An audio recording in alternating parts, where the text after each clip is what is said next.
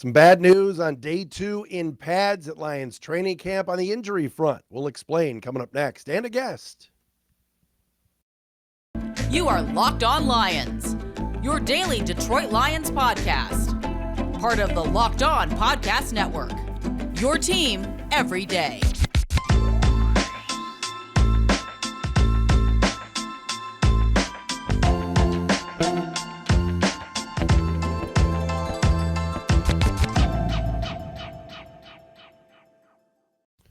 What's happening, everybody? Matt Dery with you. It is a Tuesday edition of Locked On Lions on the Locked On Podcast Network, a Tuesday, August 2nd and a Wednesday, August 3rd.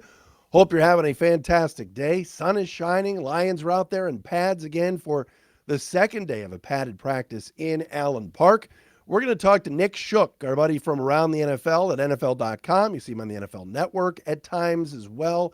Nick is going to join us momentarily to talk all things Detroit Lions and get his perspective on what he thinks this 2022 outfit will look like. Also coming up on the show today, an injury at camp today, not a good one at all, and a concern in that wide receiver room. We'll get into that momentarily here on Locked On Lions today as well. We appreciate you making us your first listen each and every day. Think about this, ladies and gentlemen. In exactly 1 week, it's almost like a game is being played. Hard Knocks, Episode 1 on HBO Max, August 9th, in primetime. People are going to be so excited about this. And so that's a week away. First episode of Hard Knocks with your Detroit Lions. You can follow us on Twitter at Dery Speaks, D-E-R-Y Speaks, at Locked On Lions on the old Twitter machine, and the Matt Dery Facebook fan page. Also, if many of you are watching on YouTube, thank you for subscribing, commenting, and watching us each and every day on the Locked On Lions YouTube channel. We've been going strong with video for the last month or so. I was one of the last Locked On NFL hosts to grab a hold of this tree and climb it. But here we are on the YouTube page, so I'm excited about that. Thank you for watching each and every day. All right, so day 2 in pads, a lot of the same. More people telling me, Penei Sewell's just so dominant. Everybody's talking about Penei Sewell and Aiden Hutchinson. Those two guys are getting the most ink. Also, Malcolm Rodriguez making a play and a push for playing time at the linebacker spot. Look, that linebacker spot is wide open. Some days, Sean Dion Hamilton looks good. Some days, Anzalone. Some days, Rodriguez. Chris Board. There's a lot of options for the Lions. But Malcolm Rodriguez has turned a couple of heads these last couple of days at padded practice down there at 222 Rodwood Drive. But the big news, the big story today, wide receiver Quintez Cephus, who many people feel has had a really good camp, great offseason, coming back from injury last year. Today, had to be assisted off the field by trainers and further evaluation. Now, later in practice, Aleem the Dream McNeil also left practice, but he came back and actually had a sack later on in practice. But today, one-on-one drill, Cephus versus Jeffrey Okudah. Deep route. Cephus makes a tough catch. He and Okudah crashed to the ground, and Cephus was down for a while. Appeared to be grabbing his left leg. Helped up to his feet, couldn't put any weight on the leg. Trainer supported him, and he was helped off the field. Remember, last year he broke his collarbone in 2021 and barely, and was out for the year. So 15 catches last year, 204 yards, 2 touchdowns before breaking his collarbone in Week 5 against Minnesota. Rookie year played really well. Yes, Trinity Benson is the next man up, according to sources, and has been repping with the first team at times at wide receiver. So that could be an option for Detroit as well. Don't forget about Khalil Pimpleton from CMU as well, but this would be a huge loss. Quintez Cephus has played very, very well, and you look at this year's roster as opposed to last year's, and the biggest upgrade that you see is at wide receiver. Yes, Jamison Williams is going to be out for a while, but the rookie from Alabama is going to be really, really good. Amon-Ra St. Brown, the addition of DJ Chark, who's just been catching balls left and right at practice. Josh Reynolds, he's a freaking serpent, according to Dan Campbell. But Cephus was a guy that was starting to come on. And any time that Quintez, even though he's a fifth-round pick, doesn't have the great speed, but anytime he was given an opportunity, especially a couple of years ago with Matthew Stafford, all he did was make big catches. And if he's going to be out a long time, that hurts because he's really had a great camp and has really had a great spring. So hopefully this is nothing serious. Maybe it's just a minor injury to the left leg of Quintez Cephus, but that was the biggest news that came out of today.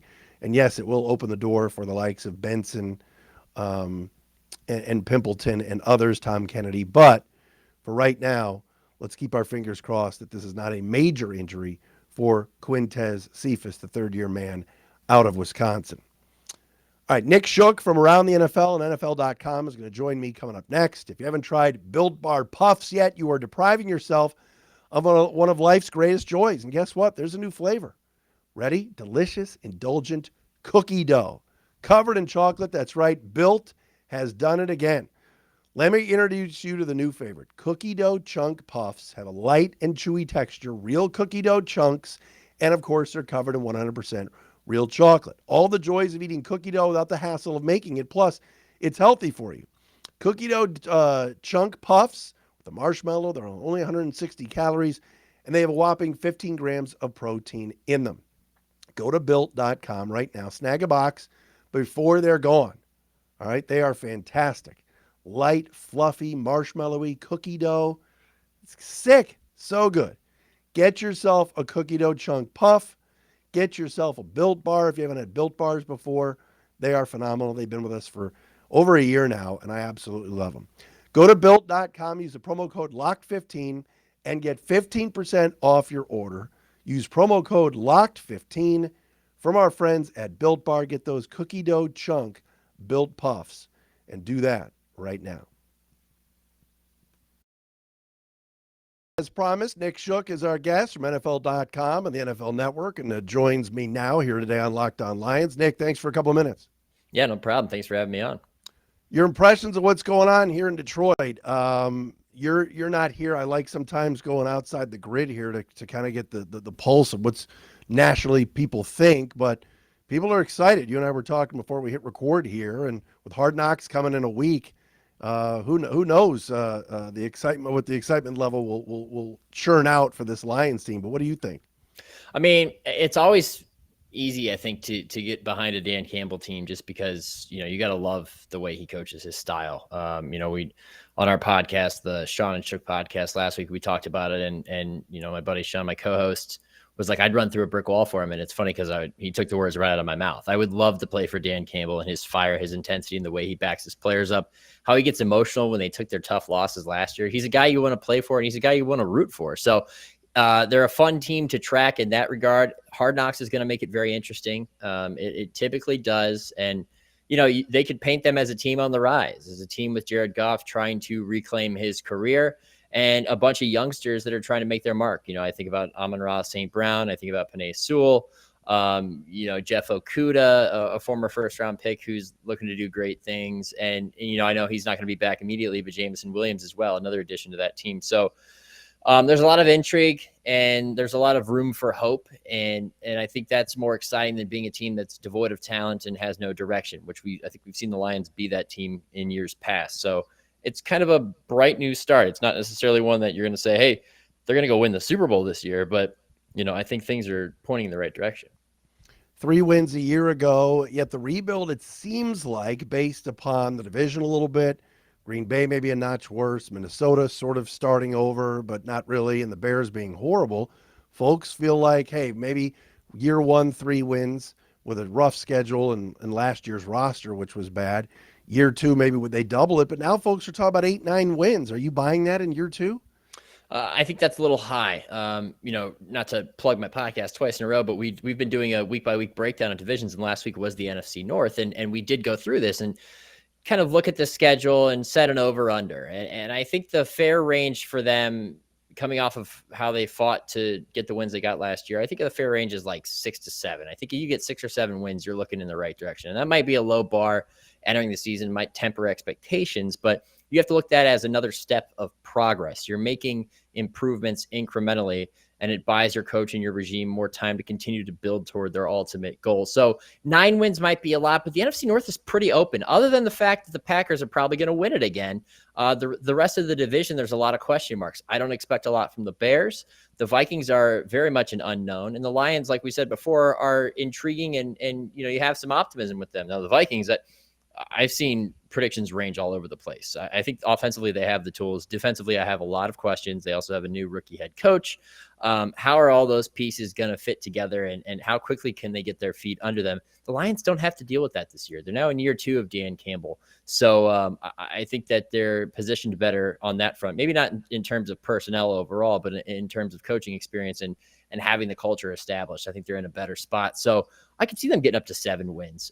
They would have to pull a few upsets, I think. And I can't remember off the top of my head, but I think we set that around 6 or 7, and I might have stuck or gone slightly under. So I think that's about the range. But even then, you should be excited by that, because one thing I know for certain is the fact that Detroit has not had a lot of proof or reason to be excited about the direction in which the franchise is headed in the last 4 or 5 years. I think this could be the year that they finally get some of that.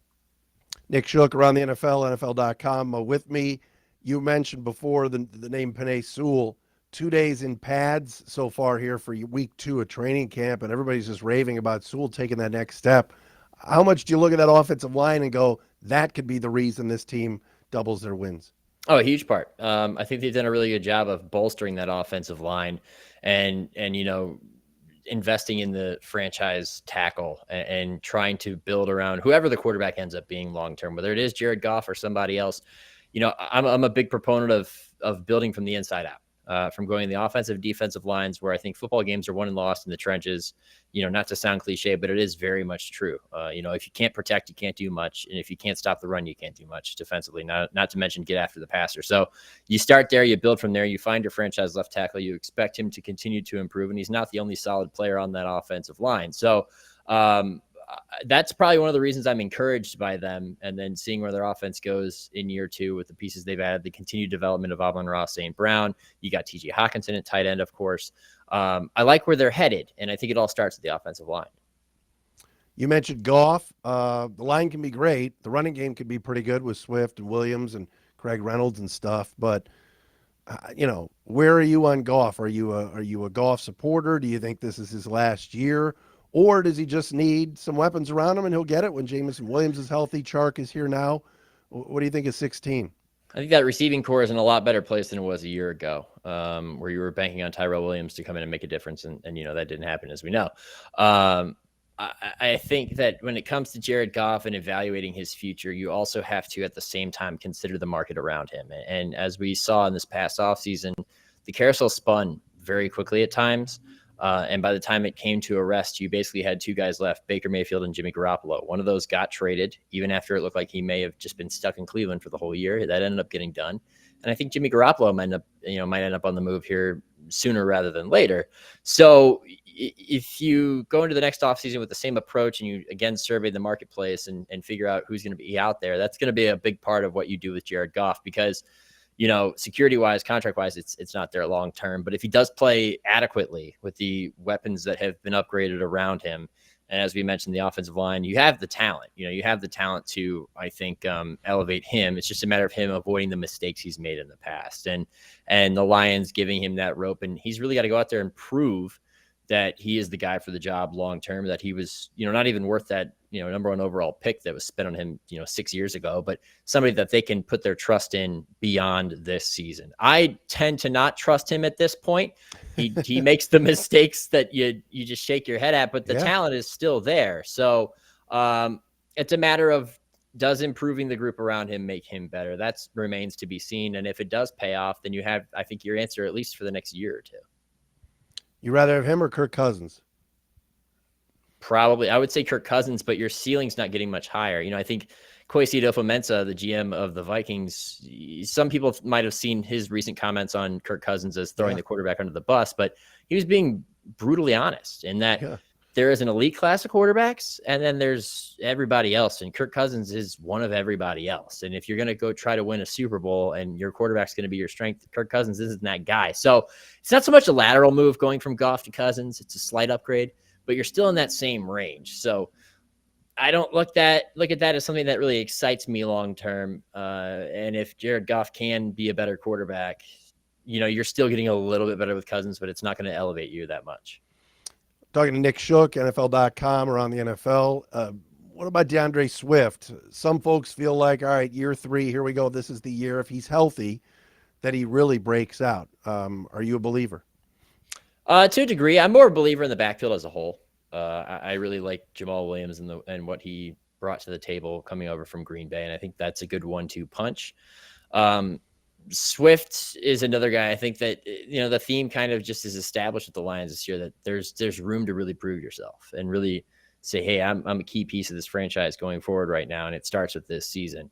I think if he can stay healthy, he gets some momentum going forward. They have the offensive line that's able to block effectively for the most part to clear the lanes for him to make an impact. It's just a matter of going out and doing it now. And I could sit back a year from now and look like I was, extremely underwhelming right now, but I tend to be conservative with projections on guys that haven't quite proven it to me yet. So that's how I'm going to stick with him. We're going to talk more with Nick Shook from NFL.com. We'll ask him about the defense and even get into a little bit about the opener with Philly coming to town. We'll do that coming up next right here on Locked On Lions. More with Nick Shook from NFL.com. Nick, this team took Aiden Hutchinson at 2. It was really a no-brainer in this past draft. They've been raving about him. Obviously, there were other options there, including Kayvon, and we went around on that in the spring. But your impressions, I guess, of what Aiden Hutchinson's going to bring. Will he be a double-digit sack guy as a rookie? And what do you think just about the fit of him being here and kind of having to be the poster boy, being the local guy, staying home? Well, you hope that he is the answer at edge rusher that the Lions have been seeking for quite some time now, really. And what you're going to get out of him, I don't know if you necessarily get double-digit sacks, but what you get out of him is a polished player, a guy who wins with power. He wins with a variety of moves. He even has some speed to him. And he's a guy that fell in their laps at 2. For a long time there, we thought he was going to go guaranteed number 1 to Jacksonville. They go in a different direction, and suddenly you get the hometown kid. He stays home, and he starts to write the story that everybody wanted to write for him. So now it's just about going out and doing it. And, I don't think you can find a much better fit for the Lions in terms of need, in terms of background, and the type of player he is.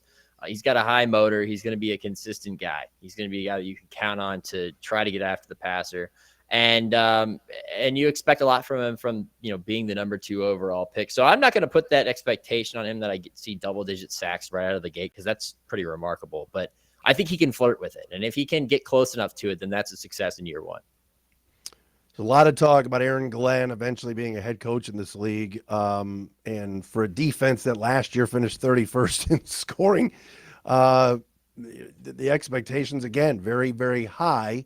As you look at this roster defensively and what Aaron Glenn can do, what do you see as maybe the strengths and weaknesses?